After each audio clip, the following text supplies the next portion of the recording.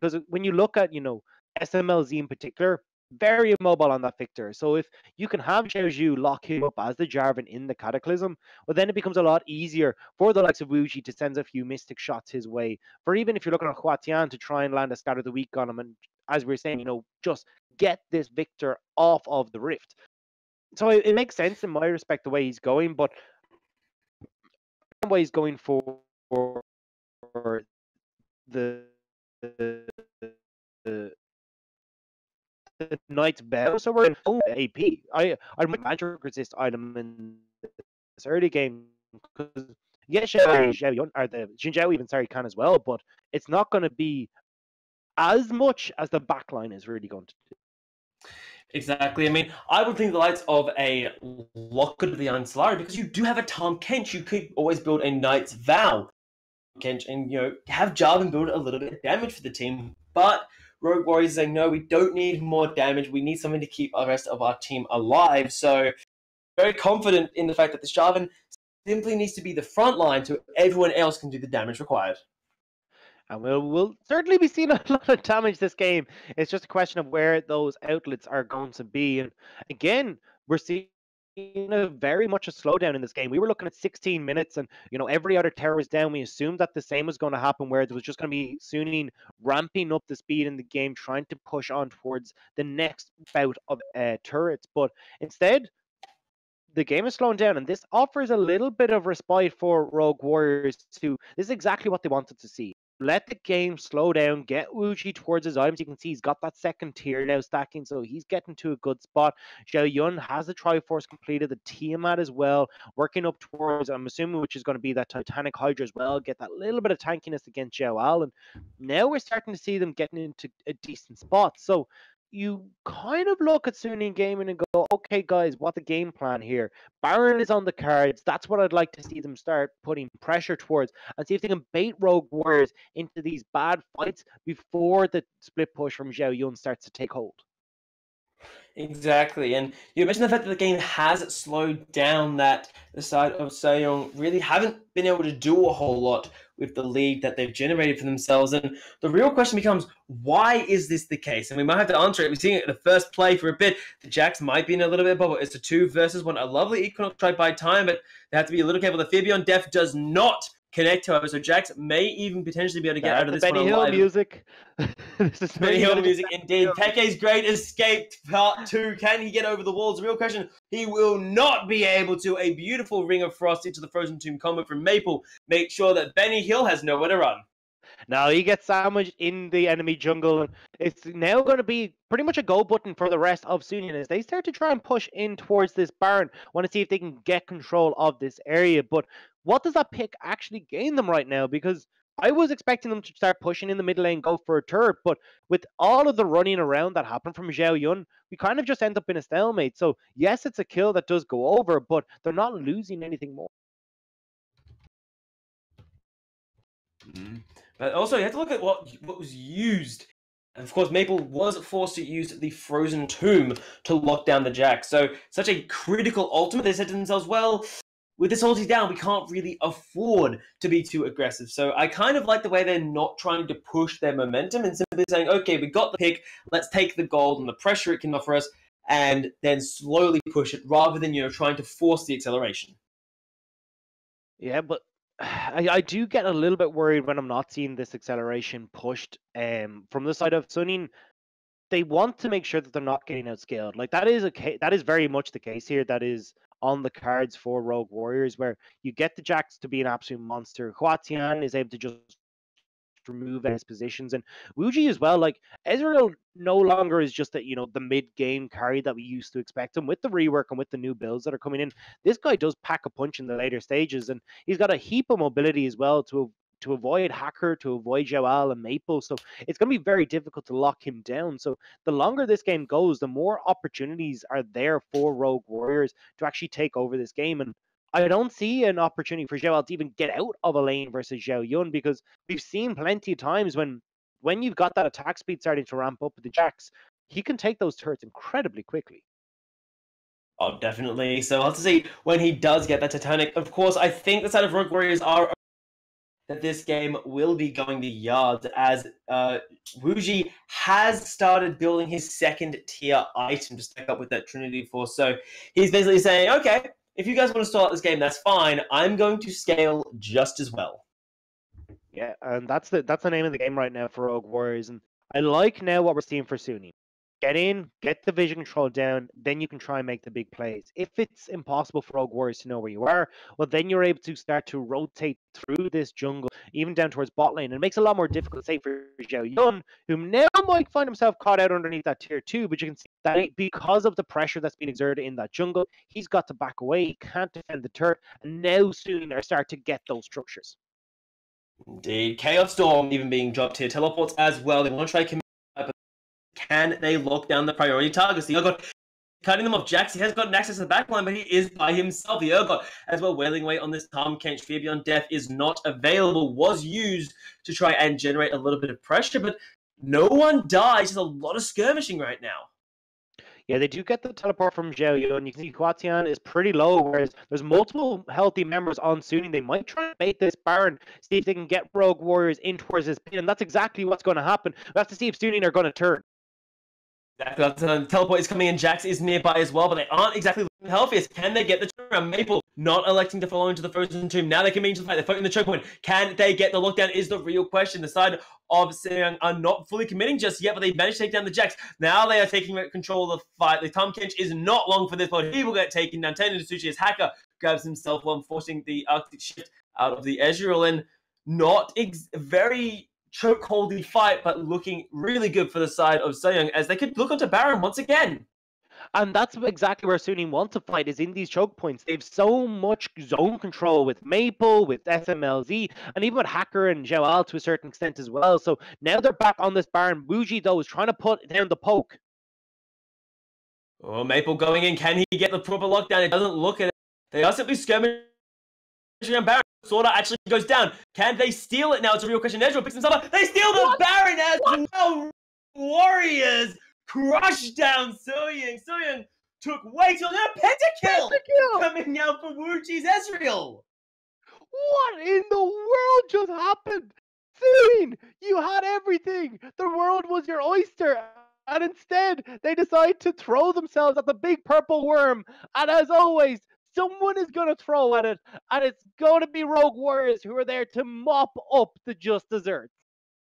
I can't believe Rogue Warriors turned that down. So many people would back away out of fear, saying, we just lost a fight, get the hell away from it. But they managed to take it. They look like they're going to grab an inhibitor as well. So Baron, an inhibitor, and a pentakill for Wuji. That is what you want. And that was the guy on Rogue Warriors. Every time we look at this team, it's been Wuji as the standout performer for that lineup, no matter what AD carry he's put on. And this is where I'm looking at him like, Wuji this entire time is putting down so much damage, and Sword Art is stuck in the back of the Baron pit, which is where it deals the most amount of damage. So when that Arcane Barrage comes across, gone. Deleted, completely wrecked, whatever way you want to say that. He is just gone. And it's the pentakill for Wuji. So well played by Rogue Warriors, knowing that they could just hold on, wait outside that pit, poke multiple members down. There's no one particularly tanky there when Zhao Al isn't there, so they're free to go for it. Exactly, and Wuji recalled and picked up a Blade of the Rune King from nothing. So he is hitting on such gold, and that's the momentum coming out of Rogue Warriors. Now with Baron, they can take everything they want off the map, and the real question becomes now, Gozu, what does the side of Seeing Gaming do to try and come back from this? They're down in gold by about 4,000, and more than anything, they've lost the momentum that they had earlier. And that's the big thing here, is that word momentum. They've now given it back in favor of the split pushing team as well. It's so hard to try and get that back when you're trying to split push against a team fighting team. But now that they have it, it becomes incredibly difficult for Suning. They may have just handed this game directly back over to Rogue Warriors. And we can see with Rogue Warriors pressuring two of these inhibitor turrets, or not even two of them, one of them, and you just have an escort in the mid lane as Zhao Yun says, right this way, super minions, Nexus is over here. Exactly, and Jax might potentially get a flank, and well, if Jax gets access to your backline might as well say gonna go down, and the damage. And the thing is that they don't have to engage on the side of Rogue. They can just keep harassing with the Ezreal and the Syndra. They can just keep poking, and the Soraka, there's only so much healing that you can perform when Rogue, especially like Wuji and Hunterian, are able to deal out to so much damage, and this turret is not long for this world. No, poke and damage are the name of the game here, and it's so difficult to try and hold off against the Soraka. Yes, can do some help against it, but you can see the barrage that is coming in from the side of Rogue Warriors is too much to deal with. Now they turn their attention towards an inhibitor. That's going to be picked up, and now there is just one inhibitor left as the bastion that was the Sunnian base is starting to crumble in their fingers. Exactly, and with one inhibitor left, you have to feel like Rogue have one thing in mind. Let's take that bottom side of the map, let's take the dragon, and let's take everything that Suing own. I mean, we took the Baron from them. Their base belongs to us at this point. And you've got to be so disheartened on the side of Sunnian as well. You start to get past that, that early game, which was where you struggled in that first set of today, and towards the Lucian, towards everything that was just completely tearing you apart.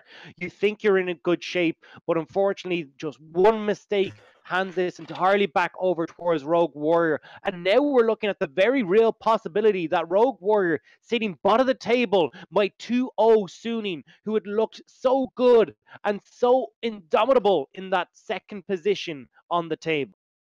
Exactly. I mean, when we came into this game, I think a lot of people had a 2-0 series, in their mind or even written down, but something tells me, and I'm especially guilty of this, the 2-0 series was not supposed to look like this, as very good flash of a Huntarian, avoiding that pick that I think the side of Syrian think they need at this point. They need to pick apart Rogue Warriors, not catch them as a 5-man. Yeah, this is Rogue Warriors where they need to take a step back, take a breather, because Huatian should not have been up there by himself.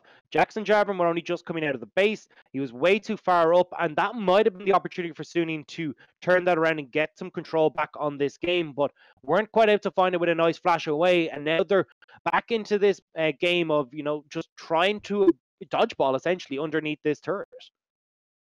Exactly, and I think they have to realize they have to. The middle and top lane are both having super shove in, and Seong, I think it's a matter of where do they make their final stand, because it's no longer a matter of we've got control. They are either going to go out with a bang, a whimper, or if they win the team fight, they can start turning this game around. But the question becomes, when are they forced to pull the trigger? And I think as well, it's the roar of the crowd that is missing from Sunnian as well. These guys have gained so many fans over the last couple of weeks, but a performance like this is going to leave many of them disheartened. It looks so strong to begin with. They were starting to get control. We'd started to see them playing the map, getting that vision control down, all of these correct macro decisions, and then they end up throwing it away. Now it's on Rogue Warriors to pave themselves a new path. They've got their eyes on the top of the mountain. But can they now continue to take down this weakened Guardian that was standing in front of them? Exactly. I mean, I see no reason why Rogue Warriors cannot. They're sitting on about 6,000 gold ahead of their opposites. And for the side of, look at Wuji. He's practically got a full build. He's building towards some form of ability power item. I would almost expect a Morella Nomicon to come out of this Ezreal. And when that starts landing, the Soraka is like, don't worry, team, I've got you. And look at that, the redemption being forced out to check for Baron. Yeah. I mean, this is where you're in dire straits. But this is the thing. Who do you try and send in a Sunnian to check in around this Baron pit? You can't send Hacker. He'll just get gobbled up. I mean, the only guy is Joel, but he's got to go deal with Jax. He's got the teleport, and everyone else would just end up dying to him. Now we see Baron started up from Rogue Warriors. We've seen it cause issues once before. Will it cause issues once again? Well, to find out, on the bottom side, the top lanes are fighting, so I'm not expecting a teleport. The Jax with that Guardian Angel should be able to get pushing in. Look at this! This is so smart out of Rogue Warriors. They say we don't have to Baron. You have to deal with the Jax, which is currently taking your base. Oh, this is so clever out of Rogue. And that was what we were saying. Time was all that it took for Jax to get online, and he is officially here. He is tearing through the base of Sunnian Gaming. Now they're forced to go back and try to deal with them. Multiple members, Maple included, is heading across to try and deal with Xiao Yun. This now opens up the Baron. It's game across the map. They had to kill it. They had to kill this guy straight away. The moment they kill him, now they need to turn on to Baron. Baron is the objective. They both hang around. Baron torn apart. Xin Zhao is on the bottom side, the top side. He has smite. Can he steal it? No, he cannot. It is taken. he will be taken out along with it. Victor trying to do what he can. On the bottom side, the Jax does fall. They do take out Husky and Syndra, but they don't get the Baron, and minions are starting to knock on the base. Yeah, it's a 2-for-1 trade, but Baron in favor of Rogue Warriors, so they are going to be very happy with that, particularly with the amount of damage that's been done to that Nexus turret. And now this push that seemed just so difficult for Suning to deal with has just gotten so much more powerful. Exactly, Suing down a Baron. They do have all 3 inhibitors. So that on the bright side, they've at least got none of the waves pushing against them naturally. And we see here, he tries to steal it, but just smites a little bit too early. Yeah, Hacker comes back in to replace Weiwei and tries to make the hero play, but isn't quite able to find it, isn't able to make it. 200 left on that Baron. Absolutely crazy. But it is Rogue Warriors who once again come out on top when it comes to the Baron plays. And now they've got some control back on the map, but Suning want to try and fight around this Elder Drake. If they lose this, it's going to be game. Exactly, but the Jax is nowhere nearby. He is burning the teleport. Syndra is coming as well. They simply need to try and buy time. Cataclysm going in. Can they get the lockdown? Coming out as well. The dragon is taken solo. It is secured by the side of Suing, and now they won't try and turn around. Elder Dragon with 3. They can potentially win this fight, but they need to avoid Scatterly catching onto the Urgot. They are trying to pile drive onto the champion. A beautiful true shot barrage, however, shredding the health bars of Suing and forcing him to back away, and Rogue Warriors have access to the line. Yeah, but there's a lot of damage that's coming out from Wuji. He's just trying to stop them. Jax is running towards the base. This is going to be it. Rogue Warriors are going for the end. Their goal here isn't to win. Their goal is to buy time to stop the recalls. And you send the Ezreal, someone who has so much poke. They're trying to recall in the bush. Now, the real question is, can they do it? They lose themselves one of the inhibitors. They might be able to hold on to it. As long as they take down Hacker. They take down the Xin Zhao, and now they're chasing them down. The Unleashed Power is going to be enough to take down the Victor. The Urgot trying to avenge the AD, his bot laner. But the question is, can he? There's a lot of skirmishing going on right now. They do manage to take out the Syndra. A 1-for-1 trade. The mid laners are taken down. Now, the question becomes, is Urgot and Soraka strong enough to hold on to Texas turrets? Using that Locket of the Iron Solari to try and buy time. I don't think they can hold this, though. There's 30-second death timers. The Ezreal, if they can kill the Ezreal, that is huge, but the Phoebe on death is not available, and Wuji has no intention of going down. There's so many low health bars here, though. Zhao Al has to make the hero play. He has Sword Art to try and keep him nice and healthy, but... Oh, he's teleporting back! This could spell doom. Oh, they're going in. They still have Nexus. They still have Inhibitor, up, and they will take it down, and that is going to be it. Rogue now, against all odds, take out Sugan Gaming, a clean 2-0 over the second place team of the LPL. What in the name of hell did we just watch? That game was bonkers. Not only did we see Suning looking so strong at the forefront, picking up an early lead, but a fantastic play around the pit from Wuji and Rogue Warriors secures a pentakill for the Ezreal and turns that game completely back around for a 2-0 victory for Rogue Warriors over Suning Gaming. We already said it, that Rogue Warriors, we saw what their issues were the macro plays. We saw that their issues were the wave management, and that's what dropped them towards the bottom of the table against some of the top teams in the LPL. But they strike back with new fervor, finding a style that works for them and able to take down Suning Gaming. Exactly, in a beautiful game. And Suning, I think, maybe weren't prepared for the fight that Rogue were bringing to them. When you go into this game and you think to yourself, oh, we're second place. This team, they've only beaten the team one spot above, not much of a threat. So Suning maybe a little unprepared to go against the Rogue Warriors. And Rogue Warriors are like, okay, yep, that's absolutely fine. You may not be prepared for us. We are more than prepared for you. And the side of Wuji's Ezreal, I mean, that pentakill, that Baron steal turned the game in Warriors' favor. Yeah, it was absolutely incredible play and fantastic calls from them as well, because when you go into that scenario, I think it was 3v5, you've got to be careful because you can just you can lose the game in an instant. If you get caught out, instead of it being 2 kills and the Baron going over, now you've got an entire wipe, and you can see Suning can take over the map. But Wuji and Juju have the confidence to go for it, knowing that Wuji can put a heap of poke down from outside the pit. Managing to pick off Sword Art as well was crucial in that scenario, and they just completely turned that game around. It was phenomenal play, phenomenal calls, and what a way to go forward. Exactly. That game has left me a little bit speechless. So what we'll do is we'll hand over to the analyst desk with that Suing and Rogue Warriors, where Rogue Warriors came out of nowhere to take the 2-0.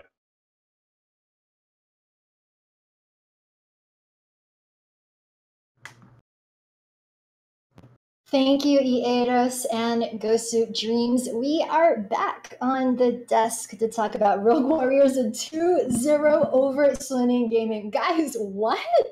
My boys, Rogue Warriors, coming in with the Baron, still getting the pentakill immediately afterwards, and it's Wuji, the man of the hour, the guy who plays so well at Demacia, showing up again here against Suning Gaming. So I'm ecstatic right now. I know that I had a lot of hope for this roster coming in at the start of the season. People kind of wrote them off after they got pillaged for talent. That all went to other teams, Doenby leaving, so many different players leaving, Mouse leaving as well, and not even finding a team after he performed pretty decently last season. And so they brought all these new, young talents in, and they showed up today. Even if they were starting to fall behind, even if the game was slipping away from them, they executed when they needed to. And after a strong Game 1 performance, this Game 2 turnaround was exactly the kind of mental fortitude I wanted to see. Yeah, I definitely think that is what's going to happen when you have some sort of, younger roster. You have this team trying to find itself, trying to find its footing. You have a couple wins here and there, but you can't quite get online. And now you get matched against the second seed team in the current standings, and you make a statement. You come out strong. You make the plays you make, such as the Baron fight, the Urgot in the top in the first game. All these big plays, and you just decimate your opposition. And I definitely think that they're here to make a point, and they're here to show that they aren't just the remnants of good players. They are, still a team, and they're definitely going to see how they play against other teams, maybe more, stronger, more aggressive teams in the future. And if they're able to keep this up, I definitely can see them moving up the standings and maybe even, being a contender for playoffs here. As well as this, to say we were confused or at least a little bit disappointed in the miscommunication that some of these Suning calls seem to be picked by. Yeah. In particular, around the Baron pit for that game-deciding Baron. I say game-deciding. I'm pretty sure that first Baron steal into the Ezreal pentakill was the game decider, but that game clincher of that final Baron where you had both solo lane in. Yeah, both of them go bot lane. They both have TP. And they waste so much time trying to take down the Jax, who has a GA, even though Urgot was winning the side lane in terms of trades anyway. And they just throw Baron for it. Even though they try and get a 50-50 off, they just threw Baron there. They were going to lose the fight on the follow-up, even if they did get Baron, and that would have been likely the game just barely stalling out. Sometimes you have to make those hard calls, right? And pressure gets to you, and you end up sending two of your best characters to fight the Jax, who's behind split pushing bot lane, right? Like, pressure gets there, decisions can be, miscommunicated, shot callers sometimes, have problems. I think that there's a lot you can look at that and they can take away from those sort of situations and improve as a team. It's just if they're going to do that and if they can, clean out those kinks, because we've seen them in previous matches just, be able to perform. It's not like they're not a good team. So, it's just a little disappointing to see, I guess. Yeah, and going off of that, guys, I think we are bringing up all the things that Rogue Warriors were doing right this series, but I just wanted to get your thoughts on whether we think that overall today's 2-0, was it more of Suning Gaming playing a bit sloppy, showing a lot of mistakes so far that we hadn't previously seen? Is this worrying for the future, or do you think this was just a bad day for them? So it's a combination of both, but I want to more on the side of the mistakes from Suning. Because Suning came into that second game, they played proactively, and they threw the game.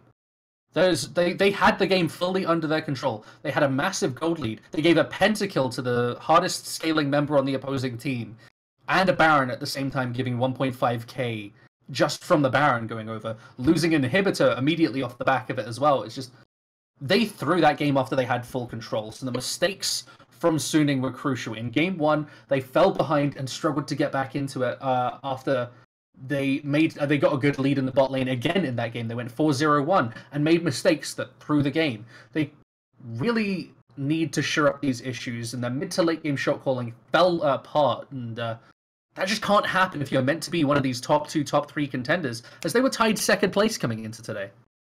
Look, I think it's, you know, it's fair enough to say that, and I think it's relatively easy for you to look at this game and be like, look, that happened. They made mistakes. They misplayed. They threw. You know, we saw the Baron fight. It's like the big moment of the game, right? But I think if you look back, you have to realize that Rogue Warriors were able to capitalize on all of these mistakes. They were able to bide their time and look for an opening when they were behind.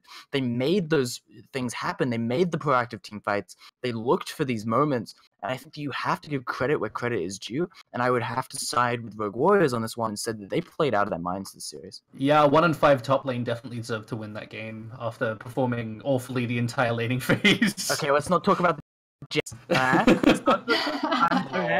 There's the exceptions to the rules, okay? But, you know, look, at the end of the day, I think that they definitely deserve to win that from that, like, being able to capitalize on mistakes. Like, what is League of Legends if not looking for openings, right? Like, any worse team would not been able to be able to find those comeback moments. Yep, talking about openings as well. Sam, you did bring up the Ezreal Penta after the Baron. We just saw that the Ezreal did get the MVP after this game. What did you guys think of that? Well deserved? Wuji, well, I have to actually say the Jarvan was the guy who did most of the work in there. But the Ezreal cleaned up in terms of the damage. He's a scaling pick, so giving him those 5 kills instantly sets him miles ahead and will give him the damage output necessary. All the shutdown golds going over to him as well. Everything just fell into his palm at that exact point of the game, but it was handed to him by the Jarvan. So although Wuji is such a strong player, and you look at the strength of him in the past, especially on picks like the Caitlyn in the LDL, then he has a lot of strength. It's just moving forward, I don't think that he is performing the best in lane. Sorry to cut you off there. We do have the winning player interview for you guys right now. First question was just asking how they spent their recent Chinese New Year break.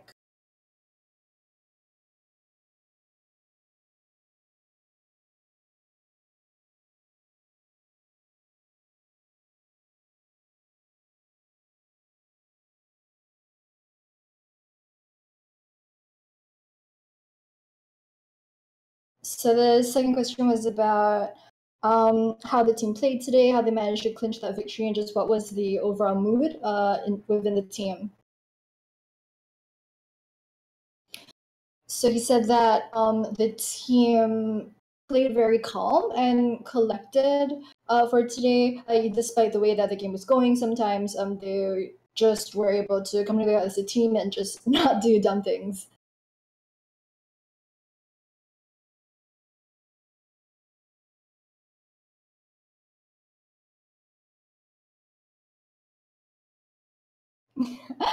This question is about the fight at Baron, where Ezreal was able to get the pentakill, and that was how they were supposed to turn the game around. So the question was just about how did you guys wait for the opportunity? And then so he didn't really know what to say. That was when he kind of just left. He wasn't really sure himself.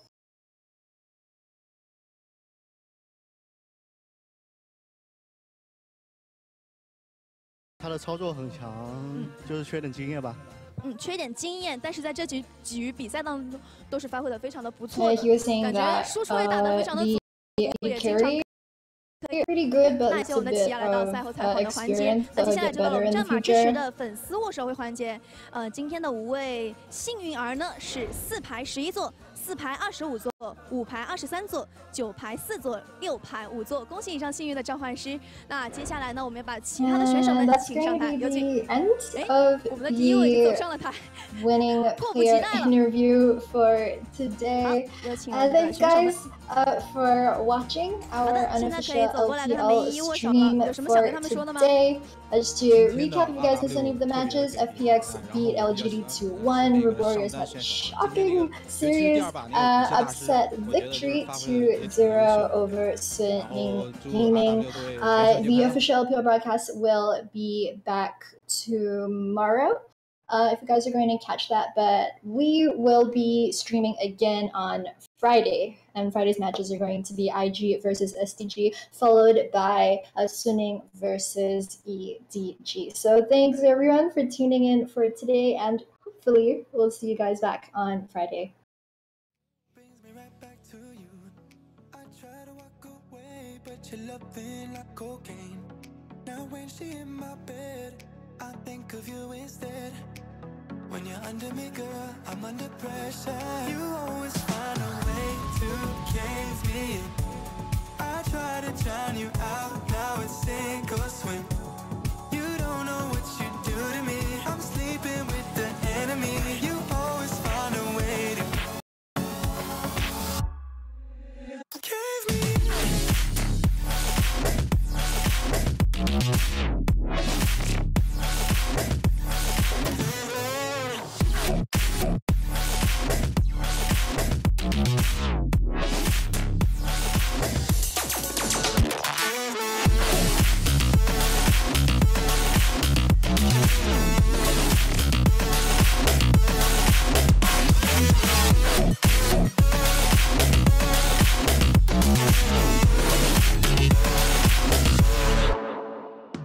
Every single move you make got me tripping, hallucinating.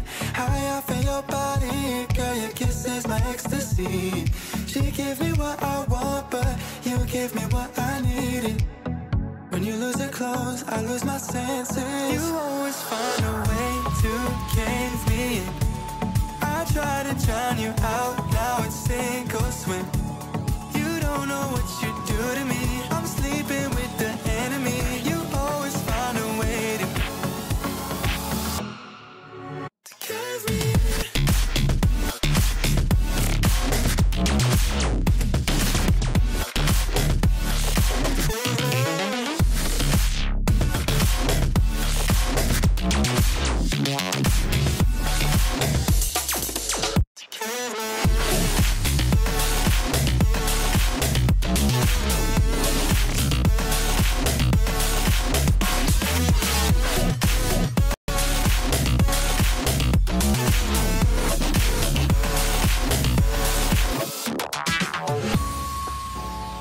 You're breaking me down. I relapse when you come around. Went down a rabbit hole, ain't no way out. You always find a way to cave me in. I try to drag me out, now I sink or swim. You don't know what you do to me. I'm sleeping with the enemy. You always find a way to